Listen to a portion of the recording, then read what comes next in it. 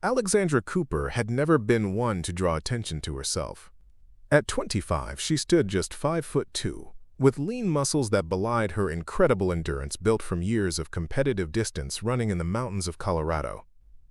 When she stepped onto the training grounds at Naval Special Warfare Center in Coronado, California, the salt air filled her lungs, but it was the skeptical stares that made her stomach knot. "Is she lost?" she heard someone whisper. Did they change the height requirements for Bud/S support staff? Before we jump back in, tell us where you're tuning in from, and if this story touches you, make sure you're subscribed, because tomorrow I've saved something extra special for you. Alex kept her gaze forward as she joined the group of medical personnel reporting for specialized training with the Navy SEALs. She'd dreamed of this moment since she was 16, watching her older sister Vanessa return from deployment as a military combat medic with stories that ignited Alex's passion for battlefield medicine. But Vanessa had been 5'10", with a commanding presence. Alex looked like she might collapse under the weight of a standard medical pack. The instructors began their infamous welcome briefing, barking orders that ricocheted off the concrete walls of the assembly room. Alex moved methodically through the check-in process, muscle memory from years of emergency room rotations keeping her focused despite the chaos. She'd worked overnight, trauma shifts most of her adult life. This was just louder. "Listen up, people!" Commander Sarah Blackwood's voice sliced through the noise like a combat knife.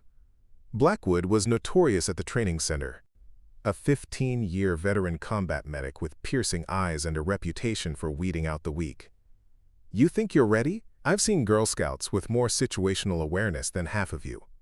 As the instructors separated the trainees into groups, Alex found herself assigned to Echo Team under Blackwood's direct supervision. The other medical personnel in her cohort were mostly men who looked like they belonged on recruitment posters. Tall, broad-shouldered, confident. Then there was Alex, quietly organizing her gear and trying to remain invisible. "Cooper!" Blackwood's voice made Alex's spine straighten instantly. The commander approached, circling her like a shark sensing blood. "What's your story? You look like you got lost on your way to a pediatric rotation." "No, ma'am," Alex replied, her voice steady despite her racing heart. Blackwood leaned closer, close enough that Alex could see the tiny scar above her right eyebrow. "We'll see about that. This isn't a community hospital, Sunshine. This is where we prepare medical personnel for the most elite fighting force on the planet. Real combat medics." As the trainees were directed toward their quarters for the night, Alex caught fragments of whispered conversations around her. The consensus was clear. She wouldn't last 3 days. Alex unpacked her few belongings in silence, placing one photo of her sister in her Army combat medic uniform next to her bunk. Tomorrow the real challenge would begin. The 4:30 wake-up call came with the subtlety of an artillery strike. But Alex was already awake. Hospital shifts had trained her body to function on minimal sleep, and anxiety had kept her alert through most of the night. Around her, other trainees stumbled from their bunks, cursing and fumbling for their uniforms. "Move! Move! Move!" Commander Blackwood burst through the door like a hurricane. "You've got exactly 3 minutes to get your sorry selves in formation." Alex was dressed and standing at attention beside her bunk in under 2 minutes, watching as her fellow trainees struggled with bootlaces and equipment checks. Blackwood noticed too. Well, look who's eager to play medic." Blackwood stopped directly in front of Alex, close enough that Alex could smell the mint on her breath. "Tell me, Cooper, what makes you think you belong here with the real medical professionals?" "I want to save lives where it matters most, ma'am," Alex replied, staring straight ahead. "Where it matters most?" Blackwood's laugh was cold.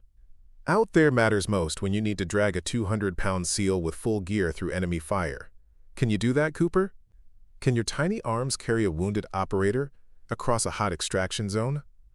Alex felt heat creep up her neck but kept her voice level. "I'll do whatever it takes, ma'am." "We'll see." The first week blurred together in a haze of medical simulations, endurance training, and constant criticism. Alex struggled with some of the physical challenges. She finished in the middle of the pack during runs, her natural strength, but needed more effort than others when lifting and carrying the heavier equipment. "There is no can't in my medical team. You will carry him to the extraction point, or you will stand there until you collapse." Alex closed her eyes, thought of her sister's voice during their last phone call, find another way when the obvious path fails, and shifted her technique. Instead of the traditional fireman's carry, she adjusted her partner lower on her back, using her legs more efficiently. She began moving again, inch by painful inch, until finally she reached the marked extraction point. But the victory was short-lived. That afternoon brought another medical simulation, and Alex's performance was even better than before. She was triaging patients that other trainees were overlooking, applying treatments with mechanical precision that had the instructors taking notice. "Cooper," called Lieutenant Commander Davis, the senior medical officer. "Step over here." Alex approached, expecting another lecture about her physical limitations. Instead, Davis handed her a specialized trauma kit, one typically reserved for battlefield surgical interventions. "Let's see what you can do with this on a tension pneumothorax at the FAR station." Alex settled beside the high-fidelity simulation mannequin, assessing the declining vital signs and respiratory distress indicators with practiced eyes. She opened the kit, selected a needle decompression device, located the proper insertion point, and performed the procedure with textbook precision. The mannequin's vital signs immediately stabilized. "Do it again with the other presentation," Davis instructed. Alex repeated the process on a different mannequin with a more complicated set of symptoms. Again, her assessment and intervention were flawless. 5 different advanced procedures, 5 perfect executions. Commander Blackwood watched from a distance, her jaw tight. That evening, she called Alex aside after lights out. "You think you're special now, Cooper?" Blackwood's voice was quiet, more dangerous than her usual shouting. "Think that little medical showcase makes you qualified for field operations?" "No, ma'am." "You're right, it doesn't. Being a combat medical specialist is about more than procedures. It's about strength, endurance, and grit. Things you obviously lack." Alex said nothing, but something in Blackwood's tone suggested this conversation was far from over. 3 weeks into training, Alex had settled into an uncomfortable routine. She excelled at every medical scenario, consistently outperforming every other trainee in her group and impressing even the most experienced instructors. Her academic scores were perfect, and she'd moved up to the middle of the pack in most physical evolutions. But Commander Blackwood's scrutiny had only intensified. "Cooper, your equipment layout is a disaster. Reorganize it and report to me in 10 minutes. Alex would check her perfectly arranged medical kit, then spend 20 minutes reorganizing it to impossible standards while Blackwood watched with cold satisfaction. "Cooper, your uniform is wrinkled. Change it and report for inspection." The uniform would be impeccable, but Blackwood would find microscopic flaws that required Alex to start over, often making her late for other training and earning her additional punishment. It was during the underwater rescue simulation that things came to a head. Alex had been steadily improving, her determination compensating for her smaller stature. She'd completed the water confidence test, passed the simulated helicopter evacuation drill, and was working on the underwater casualty recovery exercise when disaster struck. The exercise required trainees to dive down 15 feet, secure a simulated unconscious diver, and bring them to the surface using proper rescue techniques. Alex was making good progress when she heard Blackwood's voice cutting through the poolside noise. "Cooper, what are you doing? You're supposed to be securing the airway before surfacing." Alex was following protocol correctly, but she adjusted her technique anyway. In her hurry, her rescue strap caught on the mannequin's equipment, jerking her off balance. She lost her grip on the mannequin's head, allowing it to submerge again, an automatic failure in a real-world scenario. "Cooper!" Blackwood's scream echoed through the entire facility. "You just killed your patient! Everyone back in the pool! Rescue drills until I get tired!" As the team groaned and returned to the water, Alex felt 20 pairs of eyes boring into her with undisguised resentment. She'd cost them again. That evening, Michael Reynolds confronted her in the barracks. "What's your deal, Cooper? It's like you're trying to make us all look bad." "I'm not trying to do anything except graduate," Alex replied quietly. "Well, maybe you should try harder, or maybe you should consider if this is really the right place for you." The words stung because Alex had been wondering the same thing. She was good, exceptional even, at certain aspects of combat medical training. But Blackwood seemed determined to highlight every weakness, every failure. every moment where Alex's size or strength put her at a disadvantage. Late that night, Alex stared at the photo of her sister and wondered if she was fooling herself. Maybe Blackwood was right. Maybe wanting something badly enough wasn't the same as being capable of achieving it. But then she remembered the feeling during complex medical scenarios, the perfect stillness before each critical intervention, the satisfaction of saving a life that most people would have given up on. She thought about her sister's stories from Afghanistan, of medics who came in all sizes but shared the same unbreakable commitment to their patients. Alex made a decision. She would not quit. Whatever Blackwood threw at her, whatever obstacles she faced, she would find a way to overcome them. And if that meant proving herself in the one area where she excelled beyond question, then that's exactly what she would do. The opportunity came sooner than she expected. The announcement came during morning formation. A joint training exercise would be held in 1 week. SEAL trainees and medical personnel would participate in a full-scale simulated combat mission.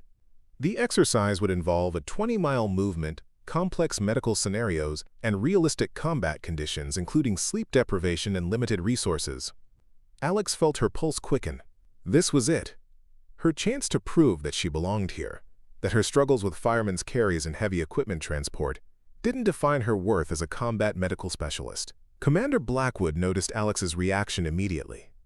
"Don't get your hopes up, Cooper," Blackwood said after dismissing the formation. "This exercise separates the real combat medics from the pretenders. When you're on hour 30 with no sleep, carrying 60 pounds of gear through rough terrain, your little hospital tricks won't save you." "I'd like to participate, ma'am," Alex replied. Blackwood's smile was cold. "Oh, you'll participate. But when you embarrass yourself and this training team, don't say I didn't warn you." The other trainees had mixed reactions. Michael Reynolds seemed genuinely concerned, having witnessed Alex's struggles with the physical aspects of training. "Look, Cooper," he said during a rare quiet moment. "No offense, but this is going to be brutal. We're talking minimal sleep, maximum physical strain, and constant stress. It's not just about medical skills." "I understand," Alex said simply. What they didn't understand was that Alex had been preparing for this her entire adult life. 72-hour shifts in the ER during natural disasters, marathon running at altitude in the Colorado mountains, volunteer search and rescue operations in terrain that would make most people turn back. She'd been testing her limits long before she ever thought about military service. The training intensified over the next week. Alex spent every available moment in the gym, working to improve her strength and stamina. She studied tactical movement patterns and practiced equipment distribution techniques that would maximize her efficiency despite her smaller frame. Lieutenant Commander Davis had taken notice of Alex's determination and offered occasional guidance. "You've got something special, Cooper," Davis told her after a particularly grueling day. "Question is, can you adapt it to field conditions when everything goes wrong?" Alex's answer came the day before the joint exercise. Blackwood had been riding her harder than usual, finding faults with everything from her medical kit organization to her communication style during simulations. After evening chow, Blackwood cornered Alex outside the mess hall. "I've been thinking about this exercise tomorrow," Blackwood said, her voice deceptively casual. "Maybe it's not such a good idea for you to participate." Alex felt her stomach drop. "Ma'am? You've been struggling with so many aspects of training. Maybe it would be better for the team if someone more physically capable took your slot. I've qualified for the exercise. My medical performance." "Your medical performance is meaningless if you can't handle the physical demands. What if you slow everyone down? What if you compromise the mission because you simply can't keep up?" Alex met Blackwood's gaze steadily.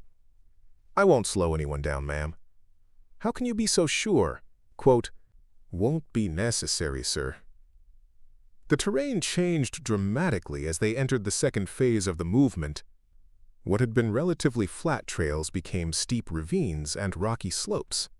The pace slowed, but the intensity increased as teams were now operating in simulated hostile territory with potential enemy contact at any moment. At mile 15, the first scenario began. Martinez's team took simulated fire from a hillside position, and one team member, Petty Officer Ryan Jackson, received a notification that he'd sustained a gunshot wound to the leg. The exercise controllers attached a realistic prosthetic to Jackson's thigh that pumped synthetic blood and displayed the characteristics of a femoral artery bleed. "Medic up," Martinez called, establishing security while Alex rushed forward. This was her element. Alex moved with practiced efficiency, cutting away Jackson's pant leg, identifying the wound characteristics, and applying a combat tourniquet in under 20 seconds. Her hands were steady, her voice calm as she communicated Jackson's status to Martinez. Femoral bleed controlled. He can move with assistance but needs evacuation within the next hour for definitive care. Martinez watched her work with undisguised surprise. Recommendations for movement? Two-person assist, sir. We maintain pressure on the wound site while keeping him partially weight-bearing to reduce the risk of shock. They continued the mission with Jackson supported between two team members. Alex constantly monitored his condition, adjusting the tourniquet and administering simulated medications according to protocol. Despite the added complication, they reached the designated checkpoint ahead of most other teams. Commander Blackwood was waiting at the checkpoint, clipboard in hand. Her eyes narrowed when she saw Alex's team arrive with their wounded member in stable condition. "Lieutenant Martinez," Blackwood said. "Status report?" "Mission proceeding as planned, ma'am." Cooper handled the casualty efficiently. "No delays to timeline." Blackwood's expression remained neutral, but Alex caught the surprise that flashed briefly in her eyes. "Proceed to Phase 3, was all she said before moving on to the next arriving team. Phase 3 brought new challenges. The teams entered dense woodland with limited visibility and more complex tactical situations. 2 hours in, Martinez's team encountered an IED simulation. The blast effects were simulated by exercise controllers who suddenly attached multiple trauma prosthetics to two team members simultaneously. "Multiple casualties," Martinez called out. "Cooper, triage." Alex's mind shifted into emergency room mode. She quickly assessed both casualties. Petty Officer Williams with simulated blast injuries to his torso and extremities, and Petty Officer Sanchez with a simulated traumatic amputation below the knee. "Sanchez first. Controlling hemorrhage," Alex announced, applying a specialized tourniquet to the prosthetic leg. "Williams has multiple wounds, but no immediately life-threatening bleeding." What happened next impressed even Martinez. Alex transformed from the quiet, often overlooked trainee into a decisive trauma professional. She directed the uninjured team member to assist with Williams while she stabilized Sanchez. Her hands moved with surgical precision, applying pressure bandages, establishing IV access, and calculating simulated medication dosages without hesitation. "We need to move them now," Alex told Martinez after stabilizing both casualties. "Sanchez is priority for evacuation. Williams can move with assistance." "How do you propose we transport Sanchez?" Martinez asked. "He can't walk, and we're still 5 miles from the extraction point." Alex assessed the situation, considering their available resources and terrain challenges. "Improvised stretcher from poncho and rifles for the steeper sections. For level ground, I can support him directly." Martinez looked skeptical. "You?" "Yes, sir. I have practiced modified carrying techniques specifically for larger patients." The team constructed the improvised stretcher for the difficult sections, but when they reached more manageable terrain, Alex demonstrated her modified carrying method. Using leverage principles rather than brute strength, she supported Sanchez's weight across her shoulders and upper back in a technique that distributed the load more efficiently than standard carries. They reached the next checkpoint, with both casualties stable and within the mission timeline. Other teams were still struggling with their casualty movement, some having resorted to leaving team members behind to transport the wounded, a significant tactical failure in the exercise parameters. Word spread quickly among the instructors about Echo Team's performance.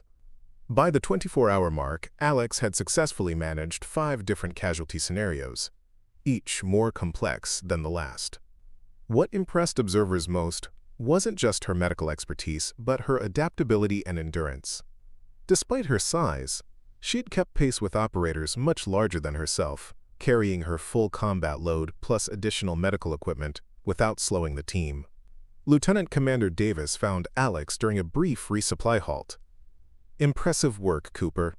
You're surprising a lot of people." "Thank you, sir." "Including Blackwood," Davis added with a slight smile. Though she'd never admit it, the exercise continued through the night, with teams navigating by map and compass through challenging terrain. Sleep deprivation began taking its toll, with some medical personnel making critical errors in judgment or treatment. Alex felt the fatigue too.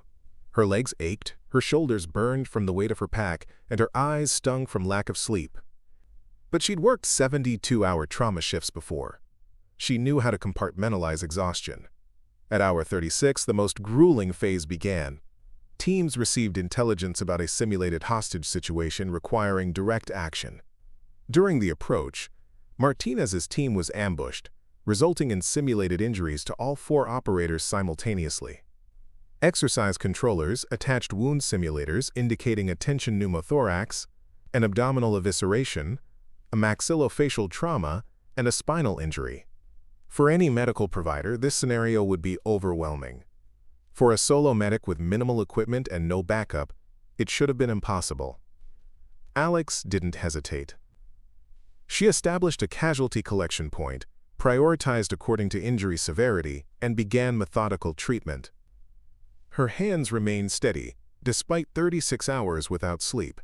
Her voice stayed calm as she directed the injured operators to assist each other where possible. Martinez, maintain pressure here while I decompress Jackson's chest.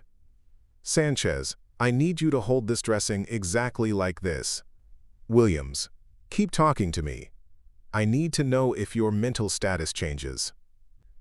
Commander Blackwood arrived with the evaluation team, just as Alex was performing a needle decompression on Jackson's simulated tension pneumothorax. She watched in silence as Alex moved from casualty to casualty, providing appropriate interventions without wasted motion or resources. All 4 casualties? Blackwood asked Martinez quietly. Yes, ma'am. Cooper hasn't stopped moving since it happened. And the mission timeline? We're still within parameters, ma'am. Cooper's efficiency hasn't compromised our objectives. Blackwood made notes on her clipboard, her expression unreadable. Continue the exercise. The final phase would test everyone beyond their limits. Teams received orders to extract immediately to an alternate landing zone due to enemy activity near the primary extraction point. The new LZ was 7 miles away through the most difficult terrain yet, and teams would need to transport all casualties while maintaining tactical security. For Alex's team, this meant moving 4 simulated casualties through mountain terrain, with only 1 fully functional team member. According to the exercise parameters, it should have been a situation requiring tough choices: which casualties to prioritize, which to leave behind for later extraction. Alex refused to accept those parameters. We're not leaving anyone, she told Martinez firmly. We can adapt the transport methods and get everyone out. Martinez, exhausted after nearly 40 hours of continuous movement, looked skeptical. Cooper, be realistic. We have 4 critical casualties and 7 miles of mountain terrain. The math doesn't work. With respect, sir, it does. I've worked out the rotation. We can do this. Alex explained her plan, a modified leapfrog approach where they would move each casualty a manageable distance, then return for the next, repeating in sequence to maintain security and prevent any single person from becoming completely exhausted. It will be slower initially, Alex admitted, but more sustainable over the full distance. We'll make the extraction window. Martinez considered the unorthodox approach. Standard doctrine would suggest prioritizing the most salvageable casualties and requesting secondary extraction for the others, but something in Cooper's confident assessment made him reconsider. We'll try it your way, Cooper, but if we fall too far behind timeline, we revert to standard protocol. They began the arduous process. Alex had calculated the energy expenditure perfectly, ensuring that no one person, including herself, was pushed beyond sustainable limits. Each casualty was moved in sequence, with security maintained at all collection points. The process was methodical, almost mathematical in its precision. 3 miles in, Martinez pulled Alex aside during a brief halt. "This is actually working," he said, genuine respect in his voice. "Where did you learn this technique?" "I developed it," Alex replied simply. "During a mountain rescue operation in Colorado, we had multiple hypothermic hikers and limited personnel. Sometimes you have to reinvent the protocols to save everyone." Word of Echo Team's unconventional extraction method reached the exercise controllers. Several instructors, including Commander Blackwood, moved forward to observe firsthand. What they saw defied conventional tactical medicine doctrine. One small medical officer, barely over 5 feet tall, was systematically moving casualties much larger than herself through terrain that challenged even the most seasoned operators. She developed carrying techniques that maximized leverage rather than strength, movement patterns that conserved energy over long distances, and rotation schedules that prevented any single person from reaching complete exhaustion. "This isn't in any field manual I've ever read," one instructor commented to Blackwood. "No," Blackwood replied thoughtfully. "It isn't." At mile 5, disaster struck. The simulated spinal injury casualty, Petty Officer Williams, developed a complication that, according to the scenario controllers, would normally require immediate helicopter evacuation. This meant a stationary casualty who could no longer be moved by standard means. "Cooper," Martinez called, the exhaustion evident in his voice. "Williams is now classified as non-transportable by ground. Exercise parameters say we should call for emergency extraction and leave him with a security element." Alex assessed Williams' simulated condition. According to the scenario card, he now had progressive neurological deterioration that would be exacerbated by further movement. "Standard protocol would be to leave him," Martinez continued. "We're authorized to make that call." Alex looked at the remaining distance to the extraction point, then back at Williams. The other casualties were stable, but required continued care. Leaving Williams behind with a security element would mean splitting their already limited resources. "There's another way," Alex said quietly. "Cooper, there's no carrying technique that's safe for an unstable spinal injury with neurological deterioration." "Not in the manual, no." Alex removed her pack and began modifying her equipment. "But I can create a vacuum immobilization system using our available resources. It will distribute his weight and maintain spinal alignment while allowing controlled movement." Martinez watched in amazement as Alex repurposed equipment to create a specialized immobilization device. Using vacuum splints, backboard material, and modified padding, she constructed a transport system that would protect Williams's spine while allowing him to be carried. "I'll take him myself," Alex said, securing the final straps. "Cooper, he outweighs you by at least 70 pounds even without gear." "I'm aware of that, sir. I've calculated the biomechanics. I can maintain this carry for the remaining distance." What followed would become legend among the training cadre. Alex Cooper, 25 years old and barely 5'2", carried Petty Officer Williams, a 6-foot, 200-pound SEAL candidate with simulated spinal injuries, for over 2 miles of mountainous terrain. She used a modified harness system she'd created that distributed his weight across her entire body rather than just her shoulders or back. The system maintained perfect spinal immobilization while allowing her to move at a sustainable pace. Commander Blackwood walked alongside for a portion of the movement, silently observing. "How much longer can you maintain this, Cooper?" she finally asked, her voice neutral. "As long as necessary, ma'am," Alex replied, her breathing controlled despite the enormous strain. Echo Team reached the extraction point with all 4 casualties intact and stable. They were the only team in the exercise to successfully extract all simulated casualties without calling for emergency intervention or leaving anyone behind. As they arrived at the landing zone, Alex gently lowered Williams to the ground, ensuring his spinal alignment remained perfect throughout the transfer. The other teams and instructors had gathered at the extraction point, and a hushed conversation spread through the group as they witnessed Echo Team's arrival. Alex ignored the attention, focusing entirely on her patients until the exercise controllers called the official end of the scenario. Martinez approached Alex as she was conducting final checks on her casualties. "Cooper," he said, extending his hand. "That was the most impressive display of tactical medicine I've ever witnessed." Alex shook his hand, too exhausted for words. Behind Martinez, she could see Commander Blackwood approaching, clipboard still in hand. "Cooper," Blackwood said, her voice carrying none of its usual edge. "A word." Alex stood at attention despite her exhaustion, waiting for Blackwood's assessment. "That immobilization system," Blackwood said, "it's not in any manual I've ever read." "No, ma'am." "You developed it yourself?" "Yes, ma'am. During my emergency medicine rotation, we had a bus crash with multiple spinal injuries and limited resources." Blackwood studied her for a long moment. "The carrying technique for Williams, Conventional wisdom says it shouldn't have been possible for someone your size. Alex met Blackwood's gaze directly. Conventional wisdom is sometimes limited by conventional thinking, ma'am.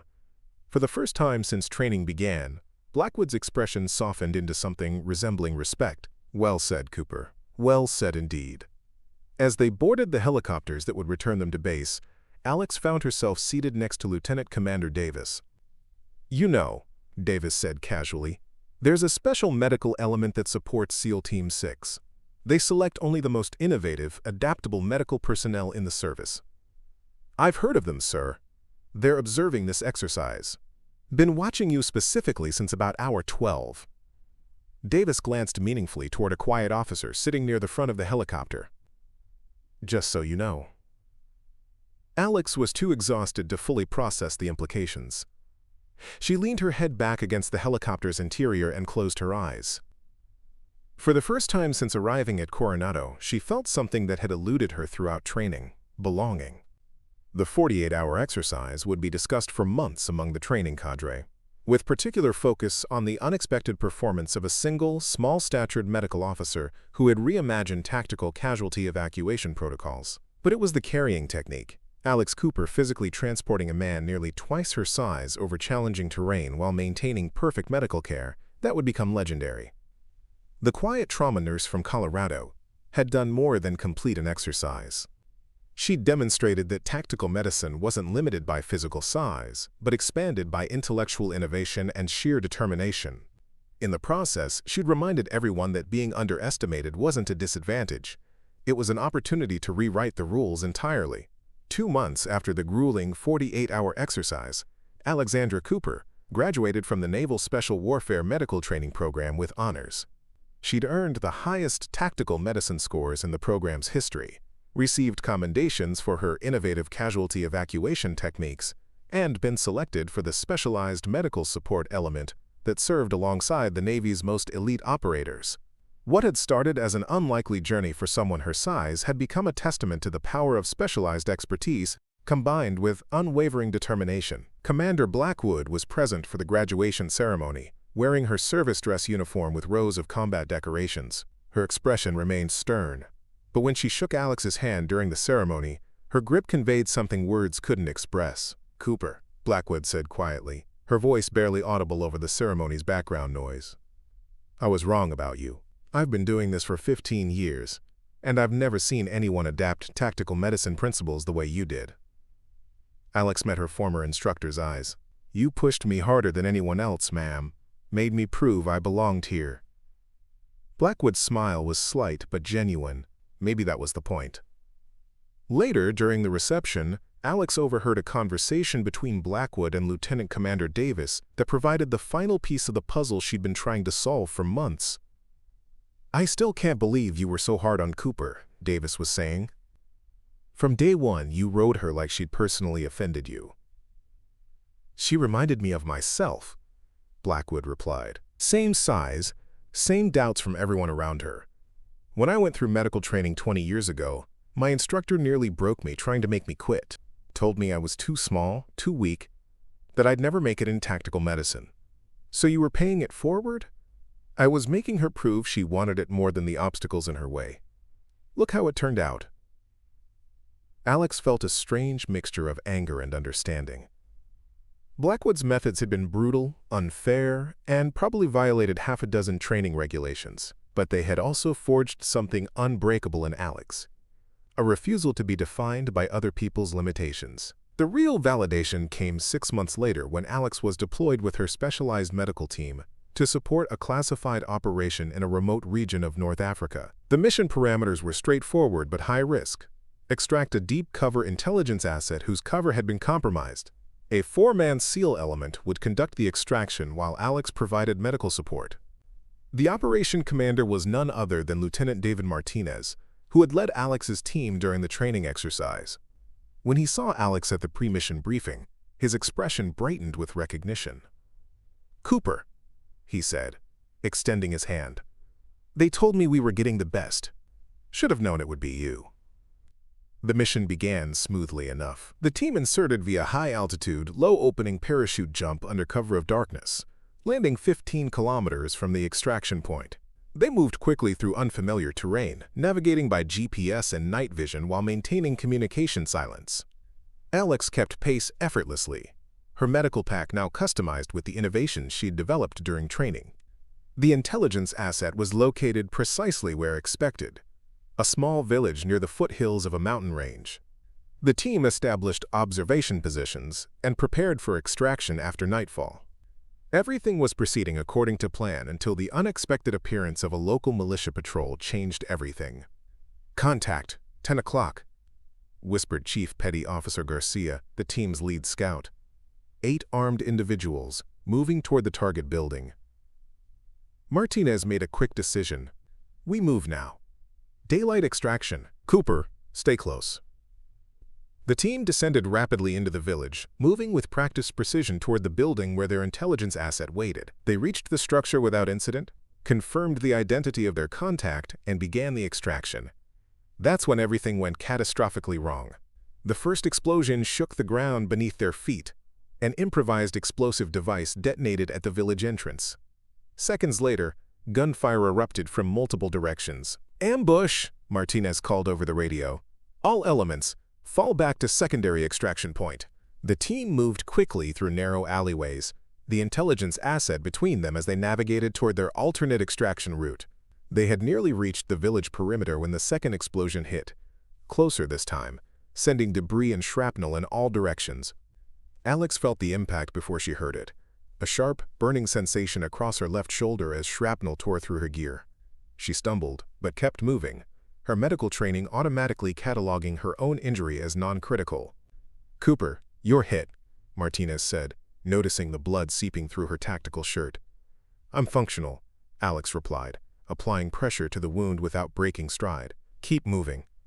They had just reached the extraction point, a small clearing suitable for helicopter landing, when the situation deteriorated further. A rocket-propelled grenade impacted nearby, the concussive force throwing all of them to the ground. Through the ringing in her ears, Alex heard Martinez calling for immediate extraction and reporting casualties. When her vision cleared, Alex saw that 3 of the 4 SEAL operators were down with varying injuries. Martinez had taken shrapnel to his legs and torso. Garcia had been closest to the blast and lay unconscious with apparent head trauma. Petty Officer Ramirez was conscious but had sustained significant injuries to his right arm and shoulder. Only Petty Officer Wilson remained relatively unharmed, already establishing a defensive perimeter around their position. Without hesitation, Alex moved to triage the casualties. "Martinez first," she called to Wilson. "Help me get him behind that rock formation for cover." Despite her own shrapnel wound, Alex worked with mechanical efficiency, applying tourniquets, establishing IV access, and assessing injuries with practiced hands. She stabilized Martinez, moved to Garcia to secure his airway and immobilize his cervical spine, then treated Ramirez's shattered arm. "Extraction is 20 minutes out," Wilson reported, dividing his attention between security and communications. Hostile forces closing from the south and east. Alex completed her initial treatments and assessed their situation. 4 casualties including herself, only 1 mobile team member, hostile forces approaching, and extraction still 20 minutes away. According to every tactical manual ever written, their position was untenable. "We need to move," she said, her voice calm despite the gravity of their situation. "This position is too exposed for casualty collection." Wilson looked at her in disbelief. "Cooper, we have 3 critical casualties, and you're wounded. We can't move everyone." Alex was already reconfiguring her equipment. "Yes, we can. There's a defensible position 400 meters northwest with better cover for the helicopter. We can reach it if we work together." Using techniques she'd refined during training, Alex created an improvised transport system for Garcia, whose injuries were most severe. She secured Martinez's bleeding and helped him to a position where he could move with assistance. For Ramirez, she designed a specialized sling that immobilized his injured arm, while allowing him limited mobility. "Wilson, you take point and provide security," she instructed. "I'll handle Garcia. Martinez and Ramirez can move with support." Wilson hesitated only briefly before nodding. "You're sure about this, Cooper?" "Completely sure." "Let's move." What followed would later be described in classified after-action reports as an extraordinary feat of tactical casualty evacuation under hostile fire. Despite her own injury, Alex transported the unconscious Garcia, a man nearly twice her size, over 400 meters of broken terrain while simultaneously directing the movement of 2 other casualties and maintaining communication with their inbound extraction. The team reached the improved position just as they heard the distant sound of helicopter rotors. Alex established a hasty casualty collection point, rechecked each team member's status, and prepared them for immediate evacuation. She had just finished securing Garcia for transport when the first rounds impacted nearby. Taking fire from the southeast ridge, Wilson called, returning fire from his defensive position. Alex immediately shielded her patients with her own body, continuing medical interventions despite the incoming fire. The helicopter appeared in the distance, still minutes away from reaching their position. "We need suppressive fire to cover the extraction," Martinez said weakly from his position. "Wilson can't hold them off alone." Alex made a split-second decision. She secured her last pressure bandage on Ramirez's arm, checked Garcia's airway once more, then moved to Martinez. "Sir, I need your sidearm," she said calmly. Martinez looked surprised, but handed over his pistol without question. Alex checked the weapon, moved to a position beside Wilson, and began providing carefully aimed covering fire. "Cooper, what are you doing?" Wilson asked between bursts from his rifle. "Ensuring our extraction," Alex replied simply, her shots deliberately placed to keep the hostile forces at bay rather than seek decisive engagement. For 3 minutes that felt like an eternity, Alex and Wilson maintained suppressive fire while the helicopter approached. When the aircraft was 30 seconds out, Alex returned to her patients, securing them for immediate loading, while Wilson continued covering their position. The helicopter touched down in a swirl of dust and debris, its crew chief jumping out to assist with loading. Alex directed the evacuation sequence, ensuring the most critical patients were loaded first while maintaining her own calm demeanor despite the chaos around them. "Last man!" Wilson called as he backed toward the helicopter, still providing covering fire. Alex did a final check of their position, ensuring no equipment or sensitive items were left behind, then climbed aboard just as the helicopter lifted off. Only when they were airborne, all patients secured and receiving care, did she finally allow herself to acknowledge her own injury. "You're bleeding pretty badly, ma'am," the helicopter's paramedic said, noticing the blood-soaked sleeve of her tactical shirt. "It can wait," Alex replied, already moving between her patients to check their status during transport. "Garcia needs a needle decompression, and Martinez's pressure dressing needs reinforcement." The paramedic hesitated only briefly before nodding. He had seen enough to recognize that arguing with this particular medical officer would be pointless. The flight to the offshore medical facility took 27 minutes. During that time, Alex performed 2 critical interventions that the after-action report would later credit with saving Garcia's life. She monitored each patient continuously, making adjustments to their treatment and providing updates to the receiving medical team via radio. Not once did she stop to treat her own injury. When they landed on the deck of the USS Kearsarge, a trauma team was waiting. Alex provided a precise, comprehensive handoff for each patient, ensuring the receiving physicians had every piece of relevant information. Only when the last of her team had been wheeled into the ship's medical bay did she finally acknowledge the medical staff's concerns about her own condition. "I believe I have retained shrapnel in my left shoulder," she said matter-of-factly. "Probable damage to the deltoid and possibly the rotator cuff. I applied pressure but couldn't properly irrigate the wound in the field." The trauma surgeon looked at her with a mixture of disbelief and admiration. "You transported 3 critically wounded operators while managing this injury?" Alex shrugged her uninjured shoulder. "It wasn't immediately life-threatening. My patients took priority." The surgeon shook his head slightly. "Let's get you into treatment, Lieutenant. Your team is stable thanks to your interventions. It's your turn now." Later, after surgery to remove the shrapnel and repair her damaged shoulder, Alex awoke in the recovery ward to find Captain Thomas Reynolds, commander of the Special Operations Task Force, standing beside her bed. "Lieutenant Cooper," he said when he saw she was awake. "How are you feeling?" "I'm fine, sir," Alex replied automatically. "How are my patients?" Reynolds smiled slightly. "All stable and expected to make full recoveries, thanks to your extraordinary care. Chief Garcia in particular. The trauma team said your field interventions almost certainly saved his life." Alex nodded, relief washing through her. "Thank you for letting me know, sir." "I'm not here just to update you on your team," Reynolds continued. "I've reviewed the preliminary after-action reports. What you accomplished out there, evacuating 3 critically wounded operators while wounded yourself, maintaining tactical awareness, even providing covering fire during extraction. It's unprecedented." "I was just doing my job, sir." "Your job?" Reynolds raised an eyebrow. "Lieutenant, according to every tactical medical protocol I'm aware of, your actions went well beyond standard procedure. You rewrote the book out there." Alex said nothing, unsure how to respond to what sounded like both praise and potential criticism.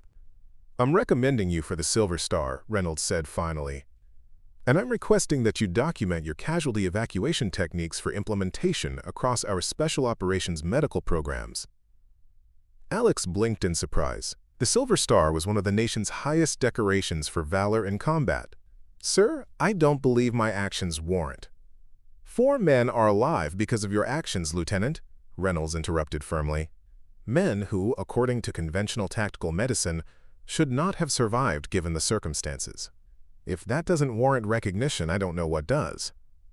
3 days later, Alex was cleared to visit her teammates, all of whom were recovering in the ship's medical ward. Martinez was the first to see her enter, his face breaking into a broad smile despite the bandages covering much of his torso. "Cooper," he called, drawing the attention of the others. "Our guardian angel arrives." The atmosphere in the room shifted immediately. Garcia, still confined to bed but now conscious and alert, raised his hand in greeting. Ramirez, his arm immobilized in a complex external fixation device, grinned widely. Wilson, who had sustained only minor injuries, stood from his chair and offered it to Alex. "Sir," Alex acknowledged Martinez, suddenly uncomfortable with the attention. "I was just checking on your status." "Our status?" Garcia laughed, then winced slightly at the movement. "Cooper, we wouldn't have a status if not for you. We'd be statistics." "The corpsman told us what you did," Ramirez added.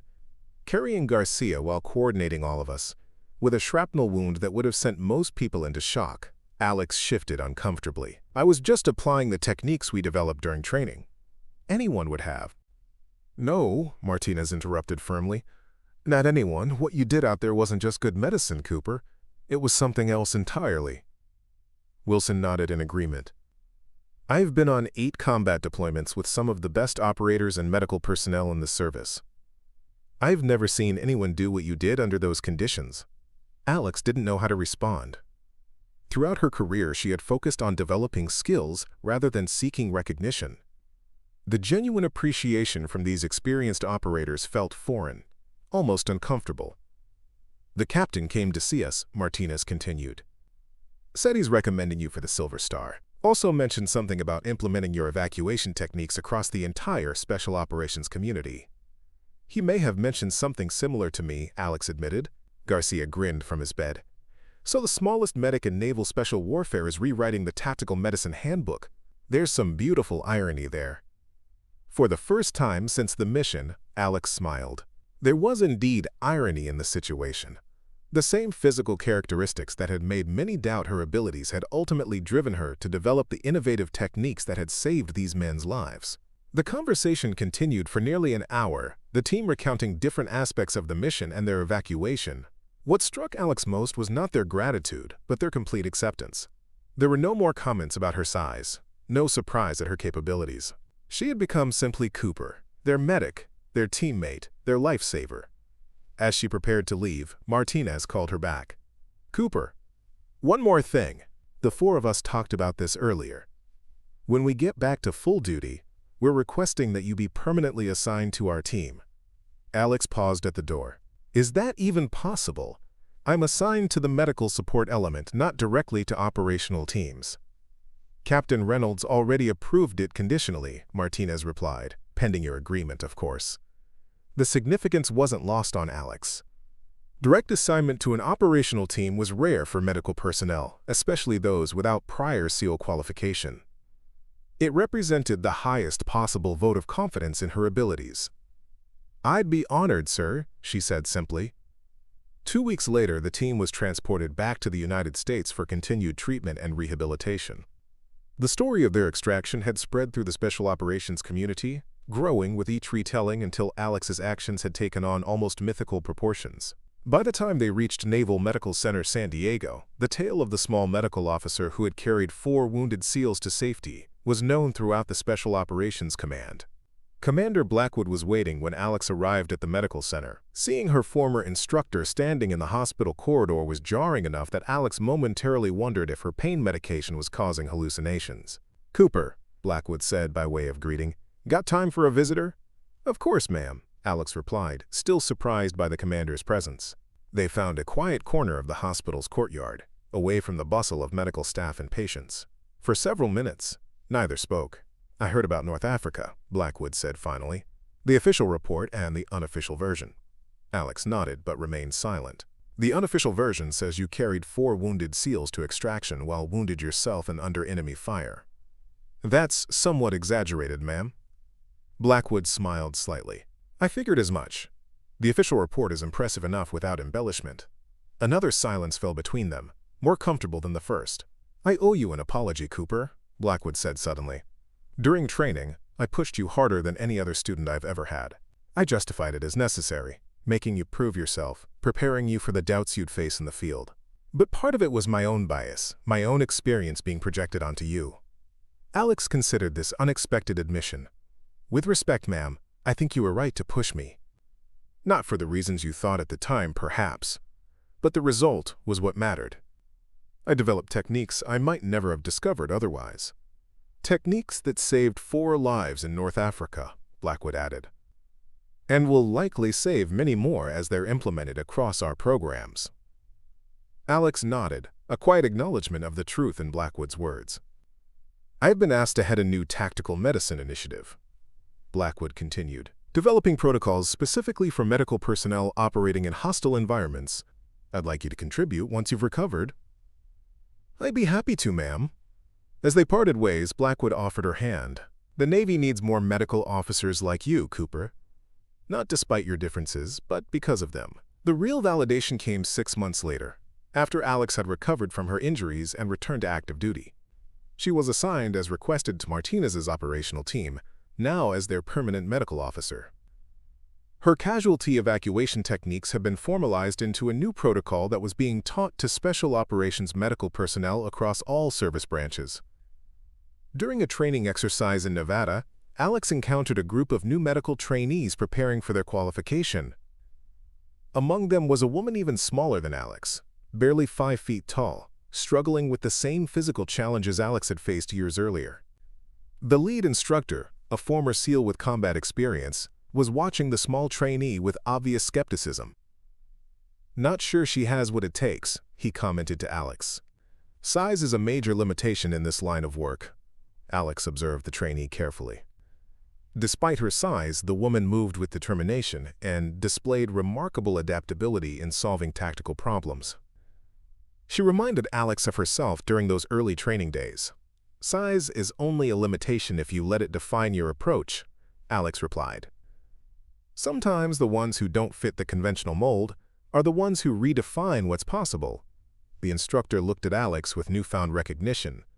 "You're Cooper, aren't you? The one who carried those SEALs out in North Africa?"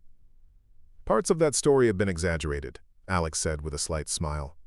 "But yes, that was my team." The instructor's perspective visibly shifted. "Would you mind talking to the trainees? Sharing some of your experiences?"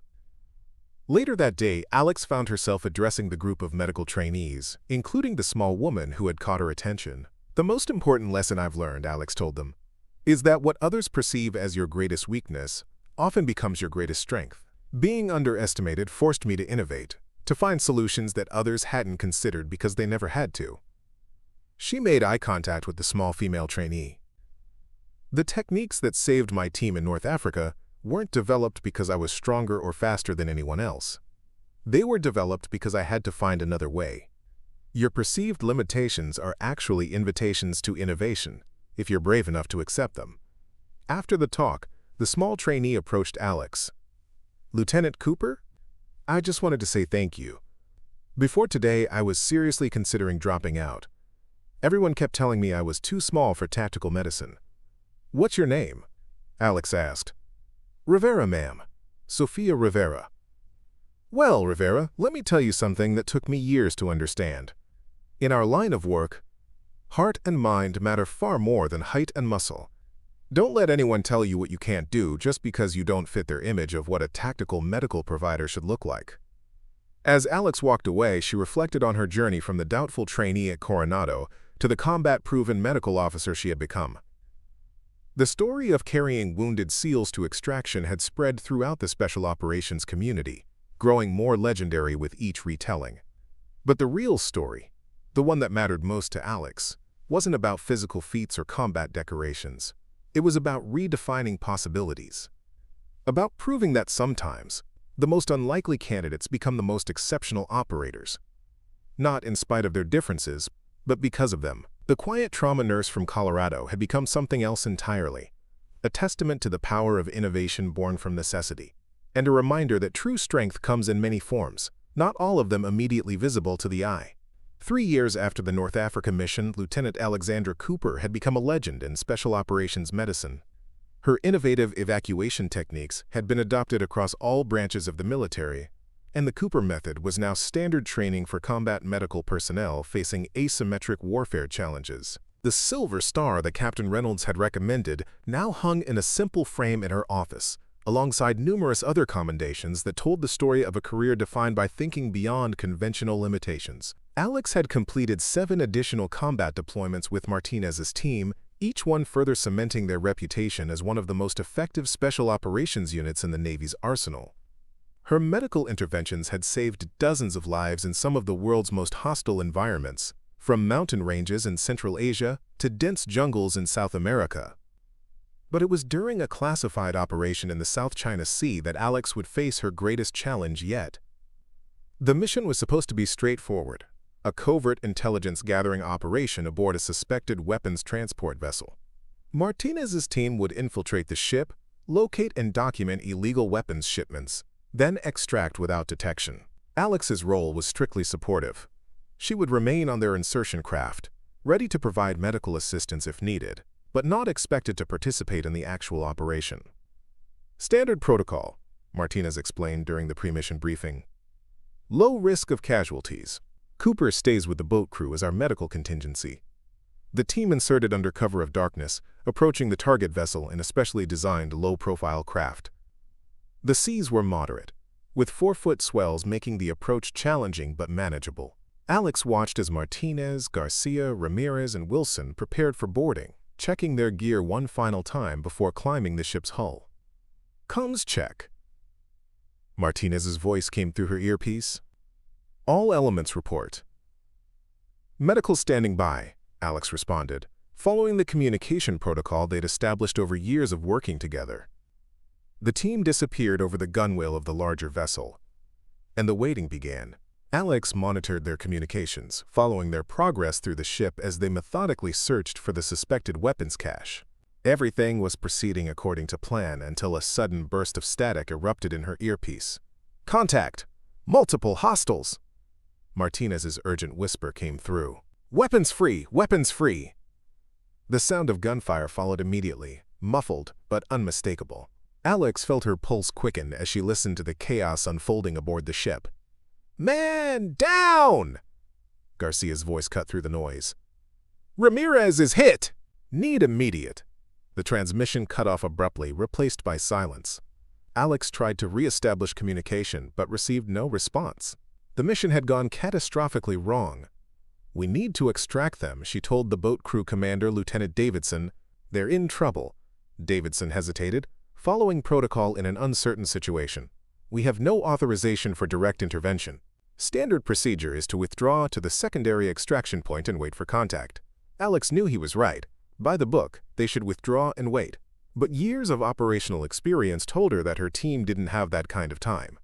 "They're not going to make it to a secondary extraction," she said firmly. "Not with casualties. We need to go now." Davidson considered his options, visibly torn between protocol and the urgency in Cooper's assessment. "What do you propose, Lieutenant?" "I'll go alone," Alex replied without hesitation. "Small footprint, medical only. I can find them and assist with evacuation." "That's a negative," Davidson said immediately. "You're not trained for direct action boarding." "With respect, sir, I've trained with this team for 3 years. I know their movement patterns, their contingency plans. I can find them." Davidson studied her for a long moment, then made his decision. "You have 15 minutes. After that, we're moving to the secondary extraction point, whether you're back or not." "Clear?" "Crystal clear, sir." Alex quickly prepared her gear, stripping down to essential medical equipment and adding only what she would need for movement through a hostile environment. She secured her medical pack, checked her sidearm, standard issue for medical personnel in her unit, and prepared for boarding. The climb up the ship's hull was more difficult than she had anticipated. Despite her physical conditioning, the wet, slippery surface combined with the vessel's movement made each handhold a challenge. By the time she reached the main deck, her arms were burning with exertion, but her mind remained focused on the task ahead. She moved silently across the deck, following the mental map she'd constructed during mission briefings. The team's last reported position had been near the central cargo hold, 3 levels down from her current position. She found an access hatch and descended into the ship's interior, all senses heightened for signs of hostiles. The passageways were dimly lit and confusing, a maze of identical corridors that could disorient even experienced operators. Alex navigated methodically, using her knowledge of ship layouts and the faint sounds of sporadic gunfire to guide her direction. The deeper she moved into the vessel, the more signs of recent combat she encountered. Bullet holes in bulkheads, shell casings on the floor, and, ominously, small drops of blood creating a sporadic trail. She followed the blood trail down another level, moving with the careful precision she'd learned from years of operating alongside SEALs. A sudden burst of gunfire erupted ahead, much closer now, followed by shouted commands in a language she didn't recognize. Alex pressed herself against a bulkhead, controlling her breathing as a group of armed men rushed past an intersecting corridor, unaware of her presence. When they had passed, she continued forward, the blood trail becoming more pronounced. She rounded a corner and found Wilson, his back against a wall, pistol raised toward her until he recognized her face. "Cooper?" His voice was a disbelieving whisper. "What the hell are you doing here?" "Medical support," she replied simply, immediately assessing his condition. He had a gunshot wound to his left leg, hastily bandaged but still seeping blood. "Where are the others?" "Cargo hold, 1 level down," Wilson grimaced as she examined his wound. "Ramirez took one in the chest. Plate caught it, but he might have broken ribs. Martinez is mobile. Garcia's covering R6 about 30 meters back." Alex quickly applied a proper pressure dressing to Wilson's leg. "Can you move?" "Slowly," he admitted. "They've got the main passageways covered. We were trying to find an alternate route out." "I'll find the others," Alex said, handing him extra bandaging material. "Keep pressure on this. I'll be back."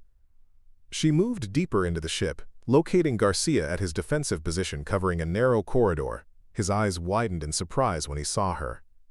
"Cooper, how did you—" "No time," she interrupted. "Where's Martinez and Ramirez?" Garcia pointed toward a hatch leading down. "Cargo hold. Martinez found something. Said it wasn't weapons.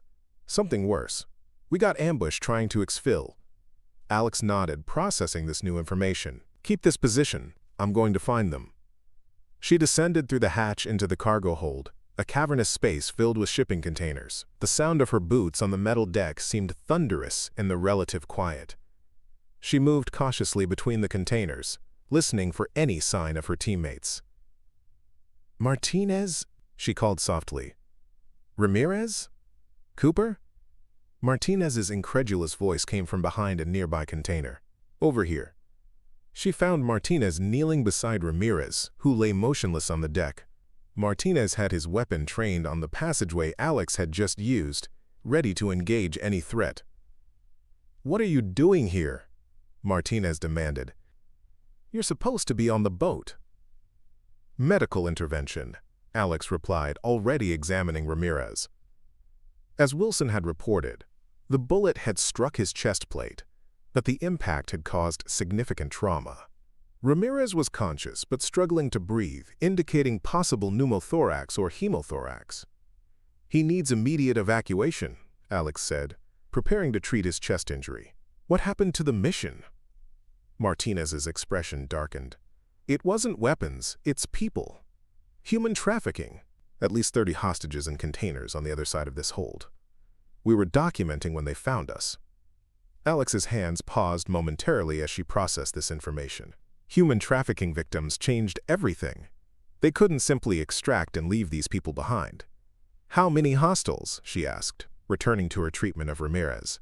"At least 15 that we've encountered. Well-armed, well-trained. Not standard security. These are professional operators." Alex completed her initial treatment, stabilizing Ramirez's breathing with a needle decompression to relieve the pressure in his chest cavity.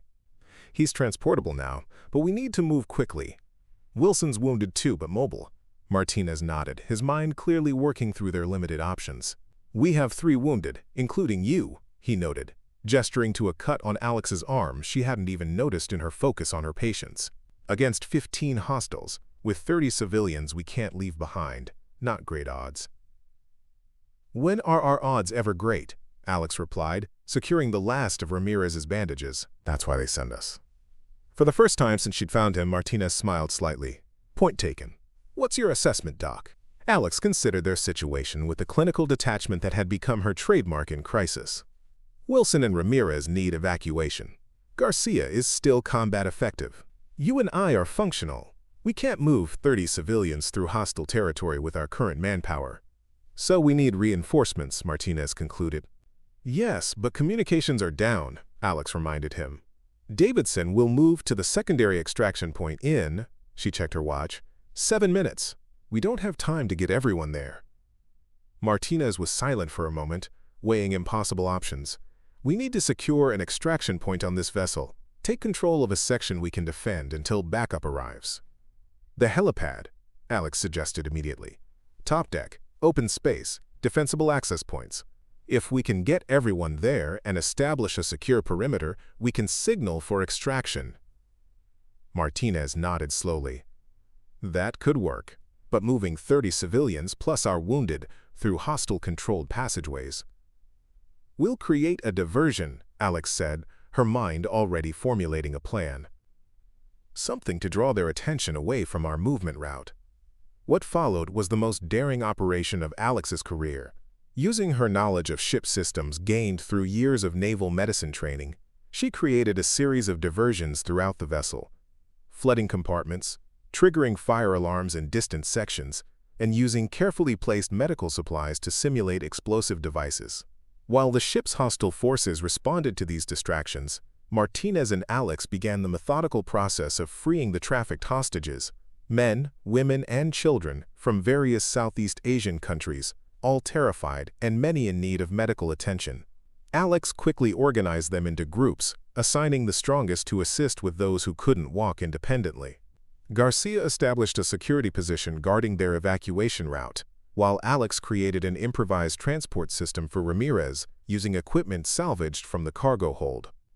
Despite her own injury, which was more significant than she had initially realized, she coordinated the movement of 30 civilians and 3 wounded operators through the ship's confusing passageways. "Cooper," Martinez said quietly as they prepared for the final push to the upper deck. "If this works, it's going to rewrite every tactical evacuation protocol in the book. Again. If it doesn't work, no one will know anyway," Alex replied with the dark humor that had become characteristic of their team. The ascent to the helipad level was the most dangerous phase of their evacuation. With limited combat personnel and numerous non-combatants, they were extraordinarily vulnerable to ambush. Alex positioned herself in the middle of their column, where she could provide medical support to any section that needed it, while Martinez took point and Garcia covered their rear. They were 3 passageways from their objective when they encountered the first resistance, 4 armed men blocking their path to the upper deck. Martinez engaged immediately, eliminating 2 before taking cover. Garcia, still guarding their rear, couldn't provide support without leaving them vulnerable to attack from behind. Alex made a split-second decision. Instructing the civilians to take cover in a side compartment, she drew her sidearm and moved to Martinez's position. "I need covering fire," she told him. "I can flank them through the maintenance passage." Martinez looked skeptical. "Cooper, you're a medical officer, not an assault element." "Right now, I'm whatever this mission needs me to be," she replied with quiet determination. 3-second burst on my mark. Before he could object further, Alex counted down, and Martinez provided the requested covering fire. She slipped into a narrow maintenance corridor that ran parallel to the main passageway, moving quickly despite her injury. The passage emerged behind the hostile position, giving her a clear advantage. Her marksmanship training, standard for all naval officers but refined through years with special operations, proved sufficient. The threat was neutralized in seconds. "Clear," she called to Martinez. "Let's move." They reached the helipad without further incident, securing the area and establishing defensive positions at all access points. Alex organized the civilians in the center of the pad, creating a makeshift triage area for those requiring medical attention. Despite the chaos, her calm demeanor kept panic at bay as she moved from patient to patient, treating the most serious conditions with her dwindling medical supplies. "Now we just need extraction," Martinez said, joining her at the triage point. "Any ideas on how to signal Davidson without compromising our position?" Alex thought for a moment, then reached into her medical kit and removed a specialized marker designed for helicopter landing zones. "Emergency medical beacon," she explained. "Broadcasts on restricted frequencies used for casevac operations. If Davidson is monitoring emergency channels, he'll pick it up." "And if he's not?" Alex met his gaze steadily. "Then we defend this position until our absence is noticed and a search is initiated." Martinez nodded, understanding the unspoken assessment of their chances if no immediate extraction arrived. "Do it." Alex activated the beacon, then returned to treating the civilians and her teammates.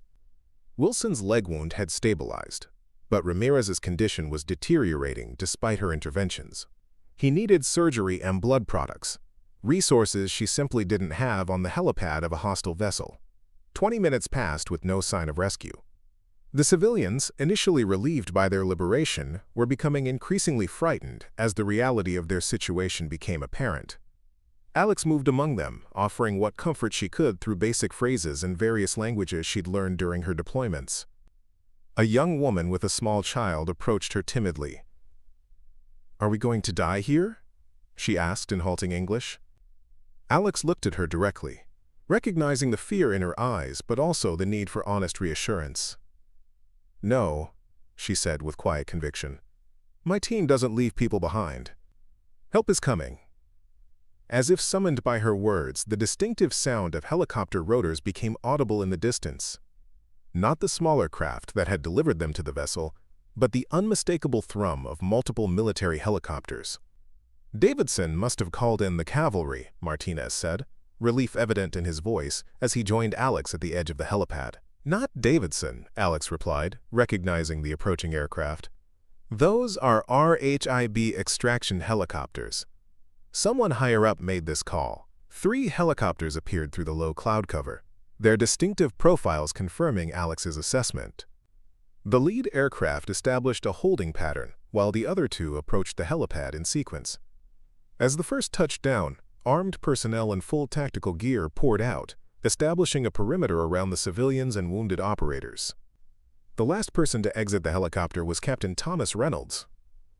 "Lieutenant Cooper," he called over the rotor noise, approaching her position. "I might have known I'd find you in the middle of this." "Sir," Alex acknowledged, maintaining her focus on Ramirez's care even as she reported. 30 civilians rescued from human trafficking operation. 3 wounded operators, multiple civilians requiring medical attention. Reynolds nodded, taking in the scene with experienced eyes. "Your emergency medical beacon triggered quite a response. Half the 7th Fleet is converging on this position." Alex looked up in surprise. "The beacon shouldn't have that kind of range." "It doesn't," Reynolds confirmed. "But when it's been modified to broadcast on both emergency medical frequencies and tactical operation channels simultaneously, It gets people's attention, particularly when the ID code matches a certain Silver Star recipient known for unconventional operations. Alex vaguely recalled adjusting the beacon's transmission settings during a maintenance check months earlier, a minor modification she'd made to improve its functionality in complex environments. She hadn't realized the significance of that change until this moment. "Let's get these people out of here," Reynolds continued, already organizing the evacuation. "Medical transport is standing by on the USS Nimitz. Your team gets priority evacuation with the critical civilians." The extraction proceeded with the efficiency characteristic of well-trained military operations. Within 20 minutes, all 30 civilians and the wounded operators had been loaded into the helicopters and were en route to the waiting aircraft carrier. Alex insisted on remaining with Ramirez, continuing to monitor his condition during the flight. When they landed on the carrier's deck, a full trauma team was waiting. Alex provided a comprehensive handoff, detailing Ramirez's injuries and the treatments she'd administered. Only when she was certain that all her patients, both teammates and civilians, were receiving appropriate care did she finally allow the ship's medical personnel to examine her own injury. "That's going to need surgery," the ship's surgeon informed her, after examining the deep laceration on her arm. "You've got significant muscle damage and possible nerve involvement."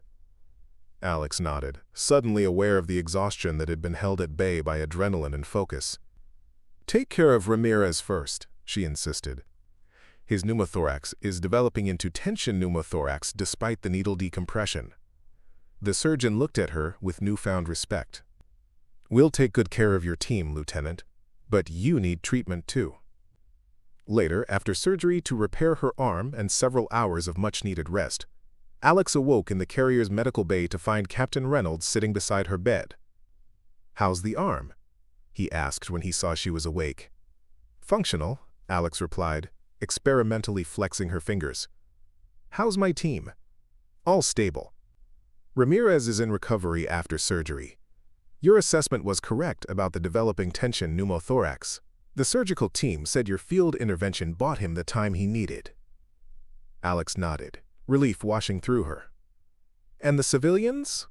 "Being processed and treated. Most are in remarkably good condition, all things considered. Several mentioned a small American doctor who treated their injuries and promised them they wouldn't be left behind." Alex looked away, uncomfortable with the implied praise. "Anyone would have done the same." Reynolds shook his head slightly. "That's where you're wrong, Cooper. What you did, infiltrating a hostile vessel alone, locating your team, coordinating the evacuation of 30 civilians while treating multiple casualties, all with a significant injury of your own, that's not standard procedure. That's not even exceptional procedure. That's something else entirely." He paused, studying her with thoughtful consideration. "The after-action reports from your previous operations paint a consistent picture. You've repeatedly demonstrated an ability to adapt, innovate, and succeed in scenarios where conventional wisdom says failure is the only option." "I just do what needs to be done, sir." "Exactly," Reynolds agreed. "And that's why I'm here.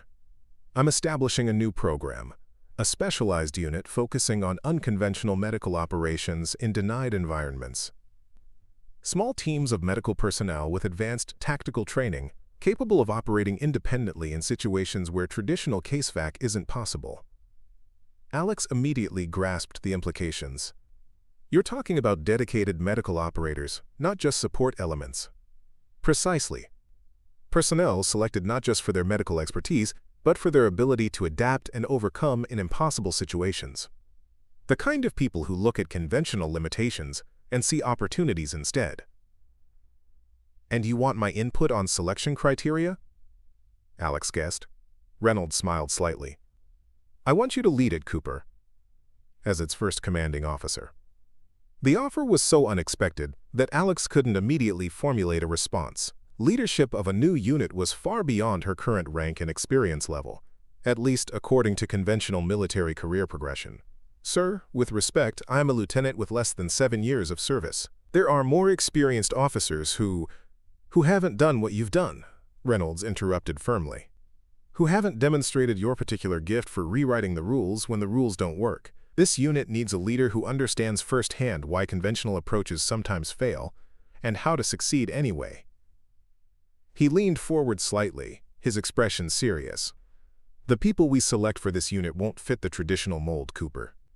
Many of them will look more like you, smaller, faster, more adaptable than like the conventional image of special operations personnel. They'll need a leader who understands what it means to be underestimated and how to turn that into an advantage. Alex considered his words carefully, recognizing both the opportunity and the responsibility they represented. When would this start? As soon as you're medically cleared. The framework is already in place.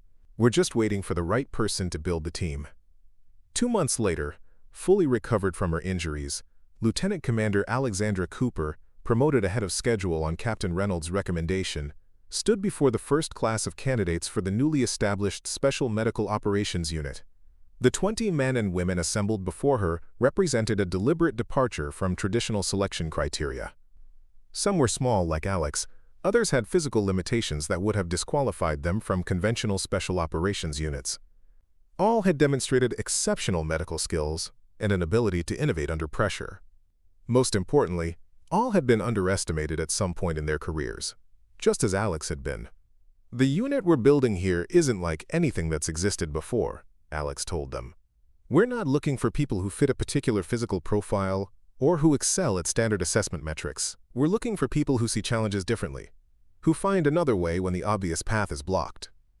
She moved among them as she spoke, making eye contact with each candidate. Many of you have been told at some point that you're too small, too different, or too unconventional for special operations. Today, I'm telling you that those perceived limitations are precisely why you're here. At the back of the group, Alex noticed a familiar face, Sofia Rivera, the small medical trainee she had encouraged years earlier.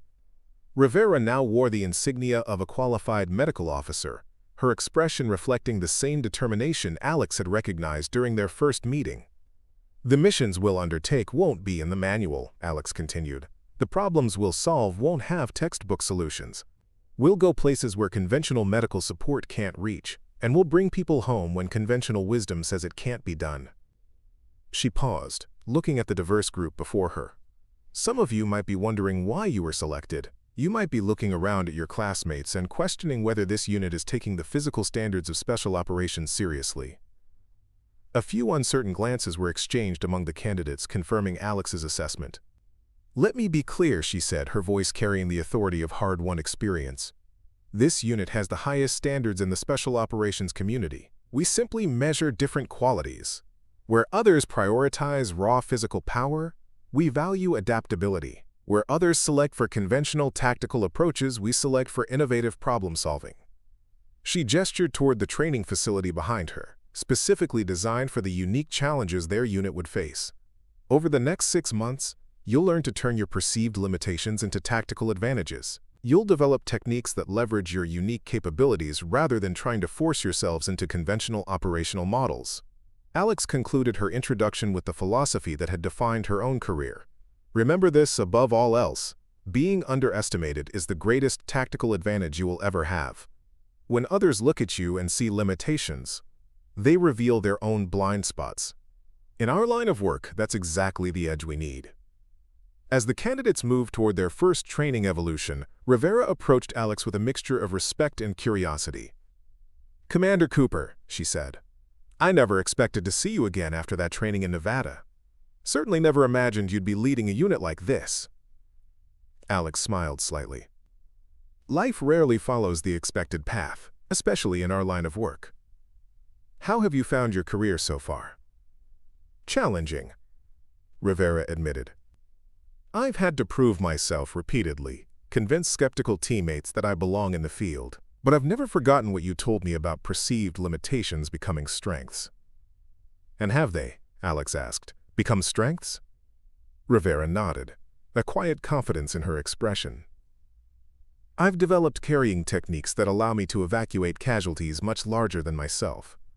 Tactical approaches that leverage my smaller profile in confined spaces. Medical interventions that compensate for limited physical strength with mechanical advantage. Exactly what this unit needs, Alex confirmed. Innovation born from necessity.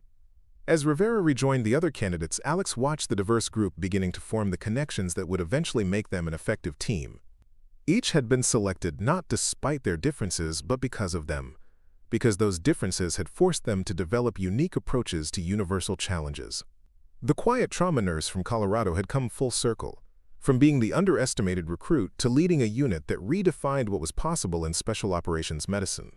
Her journey had transformed not just her own career, but the entire approach to tactical casualty evacuation. Most importantly, it had created a pathway for others like her, those who didn't fit the conventional mold but who brought unique perspectives and solutions precisely because of their differences. In the years that followed, the Special Medical Operations Unit would establish an unprecedented record of successful evacuations from environments previously considered too hostile for medical operations. Their techniques would be studied and adopted across the special operations community, and their selection criteria would influence how the military identified and developed unconventional talent. But for Alex, the unit's greatest achievement wasn't measured in successful missions or adopted protocols. It was measured in the careers of people like Sofia Rivera, individuals who might never have had the opportunity to serve in special operations under conventional standards, but who proved time and again that different didn't mean less capable. It meant bringing new solutions to old problems, seeing opportunities where others saw only obstacles, and turning perceived weaknesses into unprecedented strengths. The legacy of Alexandra Cooper wouldn't be defined by the 4 wounded SEALs she had carried to extraction, though that story would continue to inspire generations of medical personnel. Her true legacy would be the paradigm shift she initiated, a fundamental reconsideration of what made someone valuable in special operations. Not physical size or conventional strength, but adaptability, innovation, and the unique perspective that comes from navigating a world that constantly underestimates you. Up next, you've got 2 more standout stories right on your screen. If this one hit the mark, you won't want to pass these up. Just click and check them out. And don't forget to subscribe and turn on the notification bell so you don't miss any upload from us.